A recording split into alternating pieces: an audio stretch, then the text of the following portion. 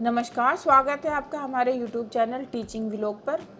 आज करेंगे हम हिंदी पाठ योजना और आज का विषय रहेगा हमारा अव्यय। पाठ योजना में सबसे पहले हम तिथि लिखेंगे, अध्यापक का नाम, कक्षा, वर्ग, समय की अवधि और टॉपिक अव्यय। चलिए शुरू करते हैं अव्यय पाठ योजना। सबसे पहले हम लिखेंगे सामान्य उद्देश्य। इसके 4 पॉइंट होंगे। पहला, विद्यार्थियों को हिंदी विषय में रुचि उत्पन्न करना, विद्यार्थियों की शब्दकोश में वृद्धि करना, विद्यार्थियों में कल्पना व तर्क शक्ति की क्षमता उत्पन्न करना और चौथा है विद्यार्थियों को शुद्ध लिखना व बोलना सिखाना। आगे व्यवहारगत उद्देश्य। इसके 3 पॉइंट होंगे। पहला, विद्यार्थी अव्यय तथा उसके भेदों के बारे में जान सकेंगे। दूसरा, विद्यार्थी अव्यय तथा उसके भेदों से अवगत हो जाएंगे। तीसरा, विद्यार्थी अव्यय तथा उसके भेदों का अपने जीवन में प्रयोग करना सीख जाएंगे। आगे आता है शिक्षण सहायक सामग्री। इसमें हमें चाक, चाकबोर्ड, झाड़न, संकेतक आदि। आगे है अनुदेशात्मक सामग्री, अव्यय तथा उसके भेदों को दर्शाता हुआ एक चार्ट। आगे है अनुमानित पूर्व ज्ञान। छात्र अध्यापिका यह अनुमान लगाती है कि विद्यार्थी अव्यय तथा उसके भेदों के बारे में सामान्य जानकारी रखते हैं। पूर्व ज्ञान परिकल्पना। छात्र अध्यापिका विद्यार्थियों के पूर्व ज्ञान को नवीन ज्ञान से जोड़ने के लिए एक निम्न प्रश्न पूछेंगी। जैसे पहला प्रश्न हो सकता है, स्त्री तथा पुरुष जाति का बोध कराने को क्या कहते हैं। दूसरा, जिसके द्वारा एक या अनेक होने का बोध हो उसे क्या कहते हैं। आगे है, जिन शब्दों में लिंग, वचन, कारक तथा पुरुष आदि के प्रयोग के कारण का कोई विकार उत्पन्न ना हो उसे क्या कहते हैं। आगे है उप विषय की घोषणा। छात्राध्यापिका अंतिम प्रश्न पूछने के बाद यह घोषणा करती है कि आज हम अव्यय तथा उसके भेदों का अध्ययन करेंगे। आगे है पूर्व ज्ञान परीक्षण। छात्र अध्यापिका विद्यार्थियों की सहायता से विषय सामग्री को प्रस्तुत करेंगी।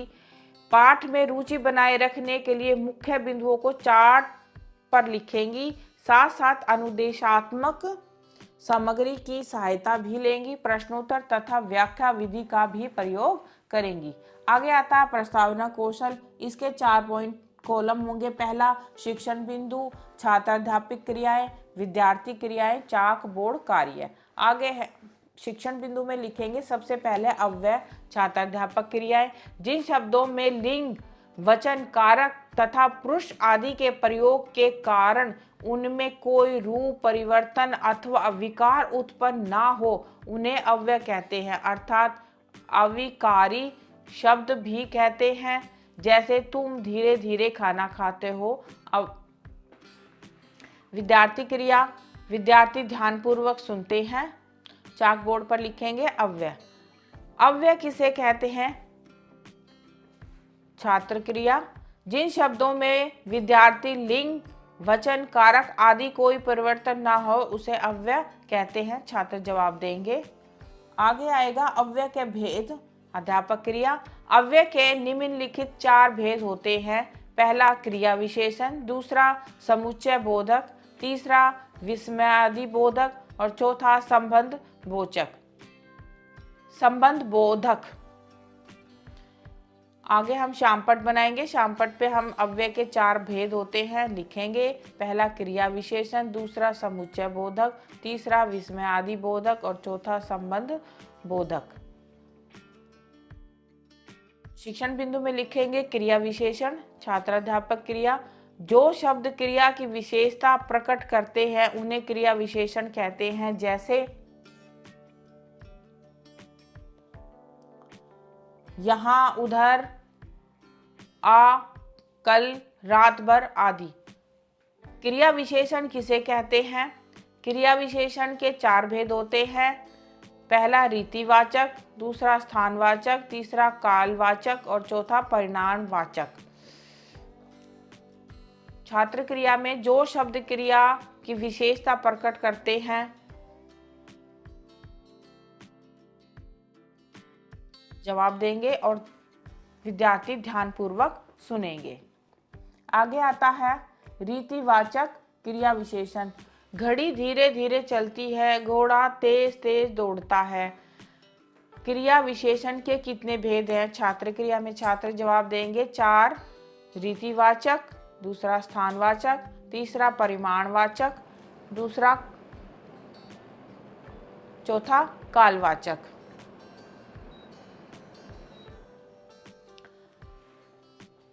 आगे है स्थानवाचक। वर्षा में कहाँ जाओगे? धर्म की सर्वत्र विजय होती है। कालवाचक, सदा सत्य बोलो और प्रसन्न रहो।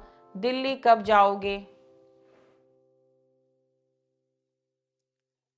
आगे है परिमाणवाचक। कम बोलो, थोड़ा खाओ, खूब चबाओ। संबंधवाचक बोधक अव्यय, जो शब्द संज्ञा के पश्चात प्रस्तुत होकर उस संज्ञा का संबंध दूसरे शब्दों से प्रकट करते हुए उन्हें संबंध कारक कहते हैं। जैसे मैं विद्यालय तक गया। शामपट पर हम लिखेंगे संबंध बोधक अव्यय। आगे है समुच्चय बोधक अव्यय, जो शब्द